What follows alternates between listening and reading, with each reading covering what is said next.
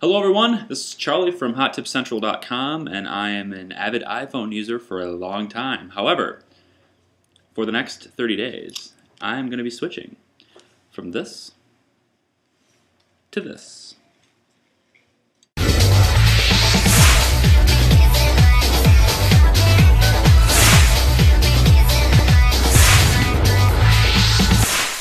Alright, so why would I do such a thing, right? Why am I moving from something that I love and I know I like and that's working very well for my life to experiment with an entirely new system? Well, I'm a firm believer that you never quite know how good something is until you actually experience the alternatives to it. And I know for a fact that it is impossible to know why something works the way it does until you try to change it. So that's what I'm going to do right now. I'm going to try to change it completely. I've been given a couple phones to try out. I've never used Android before in my entire life. I've held a few of the phones before. I've taken pictures with a Droid X, and I've maybe, I think, browsed the web on my buddy's Droid before, but I've never once actually used an Android device within my daily life. So I've been given a few phones to try out for a while, more like a lend or borrow. This is the Motorola Atrix. It's one of the first dual-core phones. To my understanding, I might be wrong on this, but it's one of the first dual-core phones to ever come out, at least as far as for AT&T goes. And it's running Android 2.3 Gingerbread on it, so it's been updated to Gingerbread. And I've already put a few apps in it, so it's not.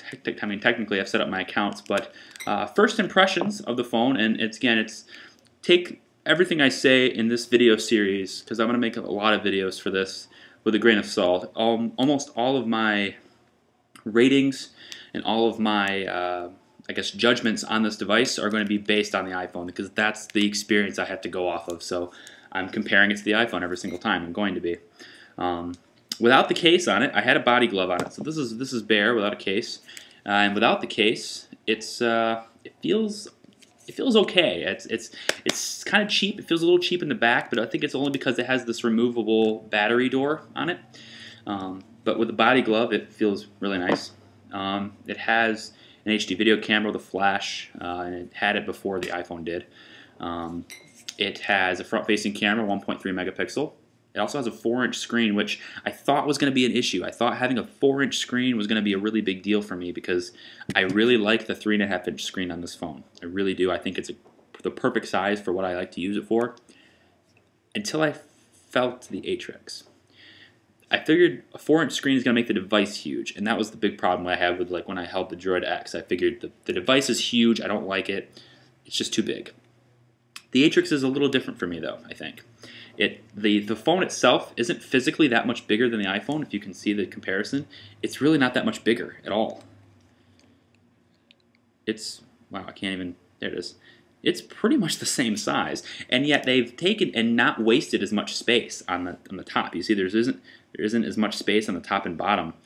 They didn't waste it, and the buttons down here are actually quite functional, and aside from just the home screen. So I'm going to say that the 4-inch screen on the Atrix is not as bad as I thought it was. In fact, I may even go as far as to say I prefer the size of it than to the 3.5-inch.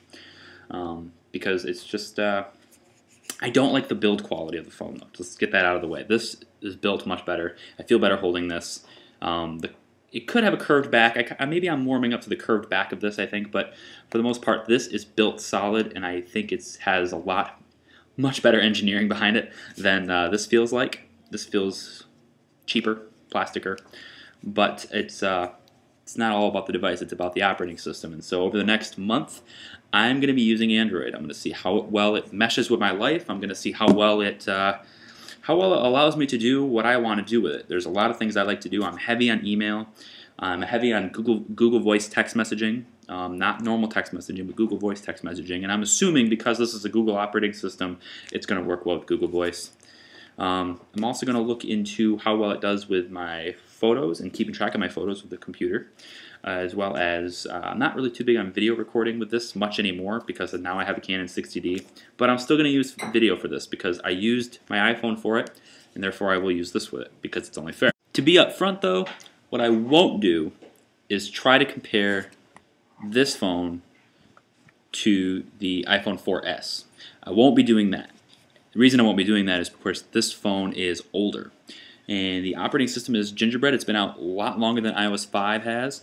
But I will say this though, and it's certainly a very big deal when it comes to choosing the right device to buy so far, is that Siri is kicking Android's ass in voice recognition software, as well as doing what I want it to do when I ask it to do it.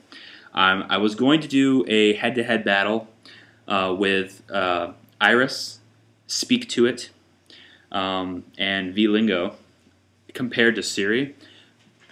I just don't think it's worth doing anymore, because there is no way that all it would do is embarrass this device. That's all it would do is embarrass Android's voice recognition technology.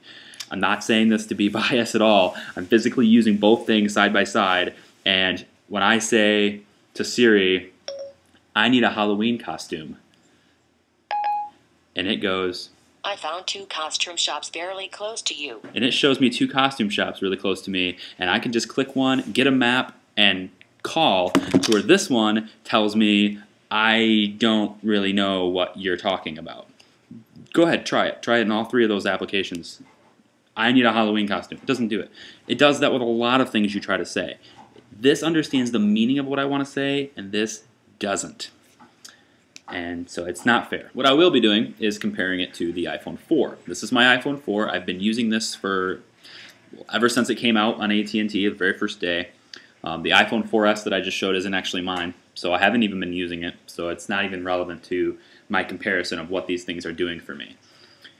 So stick with me for the next month or so. I'm going to be posting a lot of videos on things I like, things I'm having trouble doing, things I wish I had in this device, things I wish I had in this device, and maybe we can come up with a way to improve both of them, make them into one powerhouse.